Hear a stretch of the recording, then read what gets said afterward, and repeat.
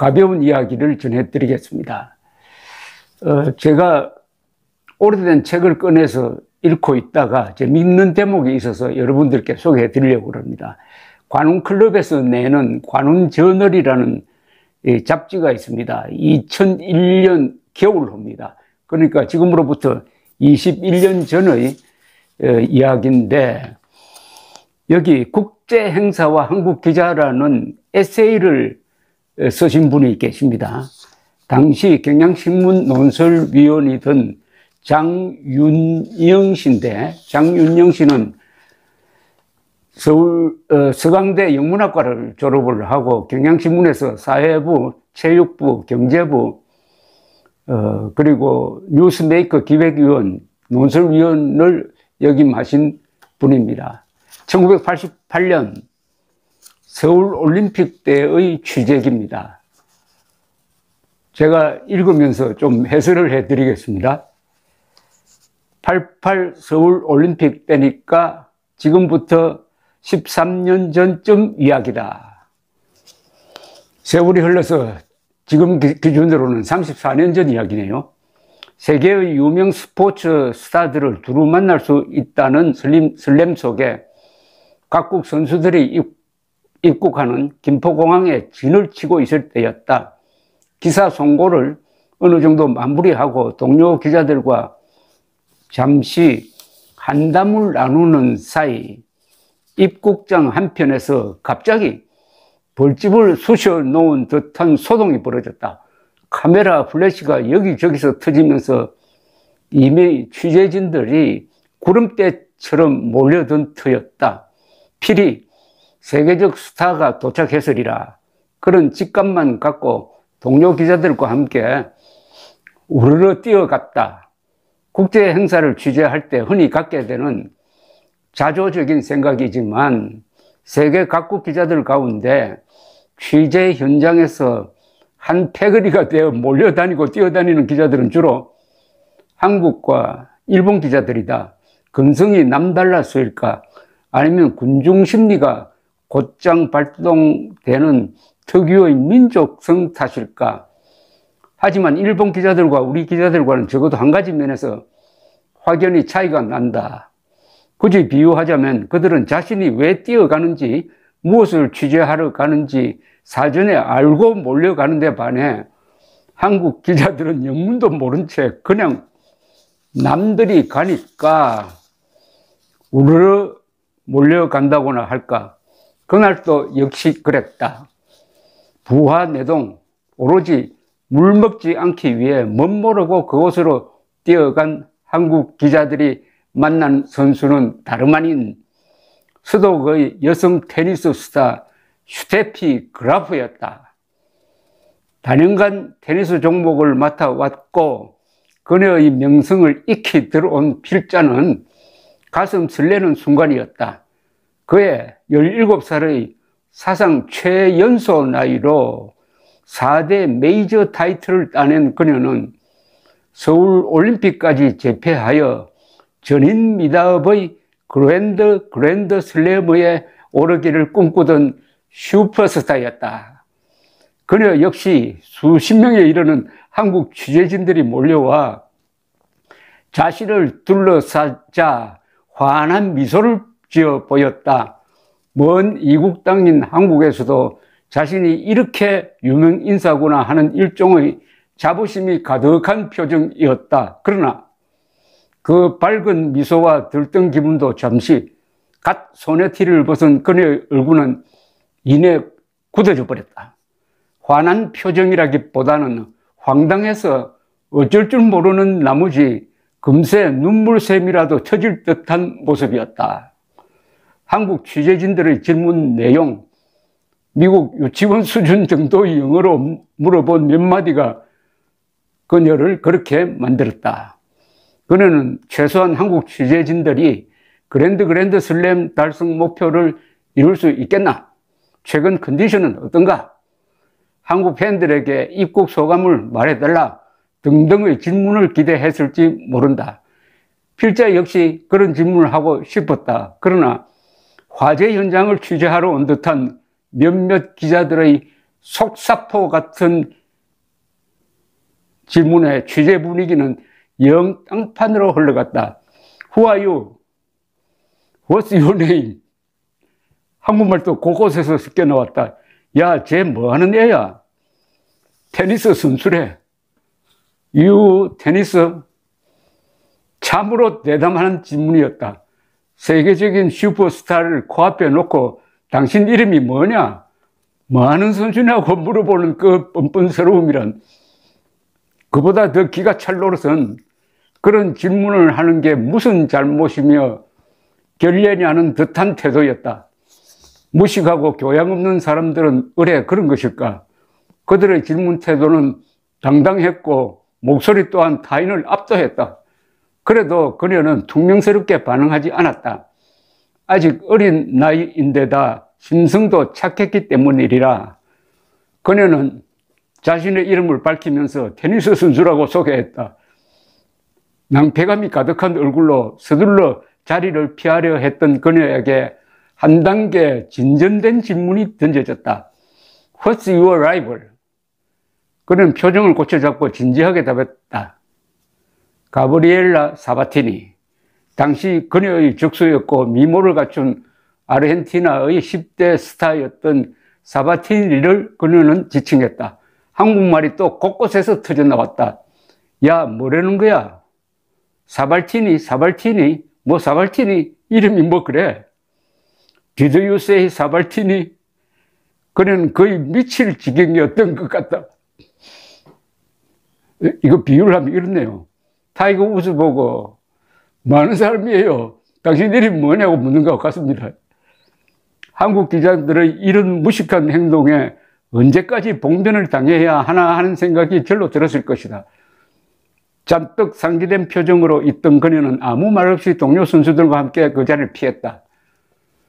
한국 기자들도 뿔뿔이 흩어졌다. 보무당당한 걸음걸이로 그들은 취재 현장을 빠져나갔다. 하긴 올림픽이라는 초대형 스포츠 행사, 그것도 서울에서 치러진 국제대회를 스포츠 기자들만으로 커버하기에는 힘들었던 시절이었다. 각사마다 경찰 기자들을 포함해 타 부서 젊은 기자들을 취재 현장으로 파견했는데 그중에는 스포츠의 일자 무식인 기자들도 상당수 끼어 있었을 것이다.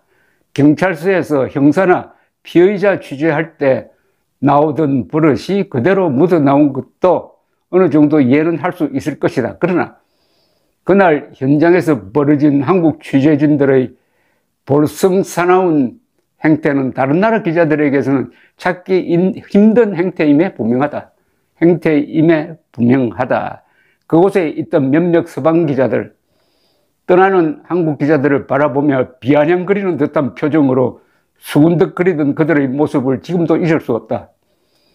참고로 그 전날 각매 스커맨, 미국의 육상 스타 칼 루이스의 거만하고 비신사적인 입국 태도가 대서특필됐었다.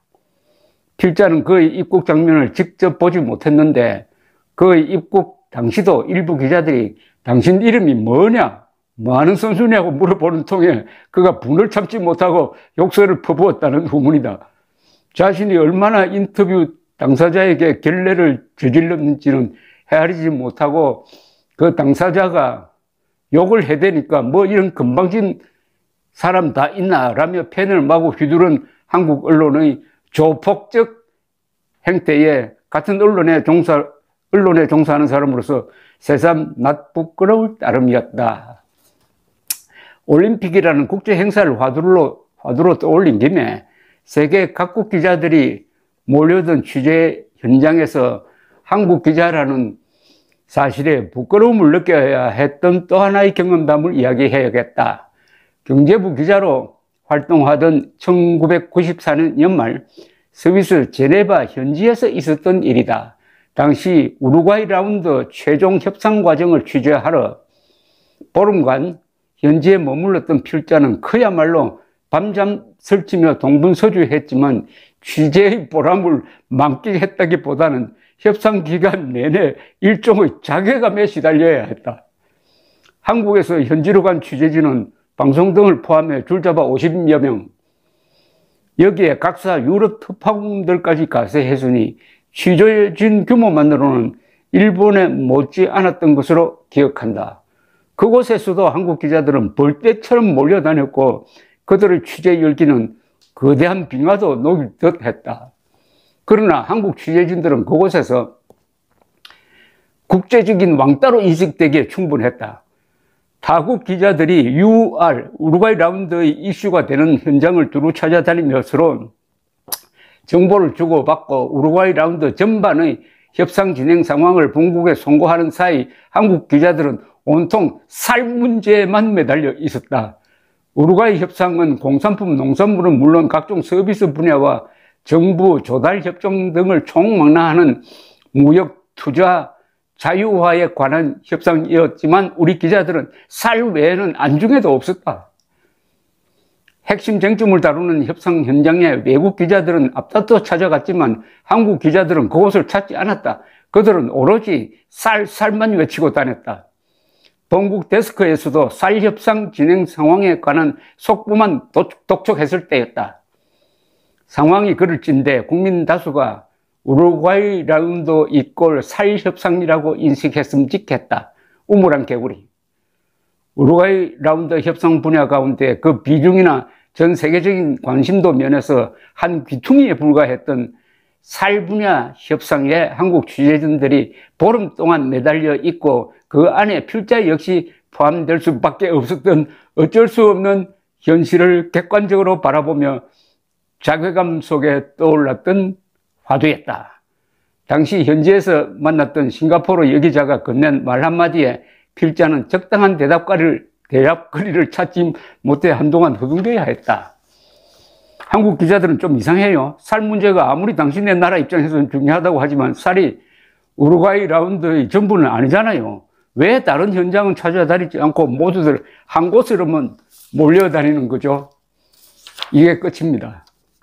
참고로 여기 등장한 슈테피 그라프는 슈테피 그라프 독일 선수입니다. 독일 선수는 역대 최고의 테니스 선수로 꼽힙니다. 총 상금이 2,189만 달러였는데 무엇보다도 굉장한 기록이 377주 동안 랭킹 1위를 기록을 했습니다. 377주입니다. 약 6년 아닙니까? 연속 1위. 그리고 남녀 통틀어서 이렇게 오랫동안 1위를 달린 선수는 없다고 합니다. 유명한 것은 은퇴한 다음에 샘프라스와 함께 라이벌이었던 에거시 선수와 결혼해서 두 자녀를 두고 있습니다. 그랜드슬램만 22회 우승을 했고 특히 4대 그랜드슬램에 돌아가면서 한 그랜드슬램에서 4회 이상씩 우승한 어마어마한 기록을 가지고 있는 슈테피 그라프 선수를 보고 당신 누구세요? 뭘 하시는 분이에요? 라고 물었다는 겁니다. 물론 1988년의 일이니까 요사이 한국 기자들 많이 달라진 것 같은데 그럴까 하는 고개를 갸우뚱하는 장면이 하나 생각납니다. 2010년 한국에서 G20 정상회담이 열렸습니다. 정상회담이 끝나고 오바마 대통령이 기자들로부터 질문을 받을 때 주최국인 한국 기자들에게 질문권을 주겠다. 한국 기자들 계시면 질문하세요 라고 했더니 한국 기자들이 질문을 안 해요. 아주 어색한 침묵이 이어졌습니다. 그러니까 중국 기자가 손을 들었습니다. 오바마 대통령이 아니 당신은 중국 기자이지 않느냐, 나는 한국 기자에게 질문하겠다고 하니까 중국 기자가 한국 기자들이 손 안 드니까 제가 손을 들었습니다. 한국 기자들에게 양해를 구하고 제가 질문하면 안 되겠습니까? 이렇게 이야기를 하다가 결국 그 중국 기자가 질문을 하고 한국 기자들은 질문 못했던 적이 있습니다. 왜 한국 기자들이 이럴 때 좀 이상한 행동을 하느냐 하면은 영어 실력이 모자란 경우도 있는데 그때 오바마 대통령은 영어 실력 그런 거 묻지 말고 통역 있으니까 한국말로 하세요라고 해도 질문을 안 하는 겁니다. 우물난 개울이란 말이 자꾸 생각납니다. 이런 기자들이 한국에서는 실력에 비해서 영향력이 너무 큽니다. 감사합니다.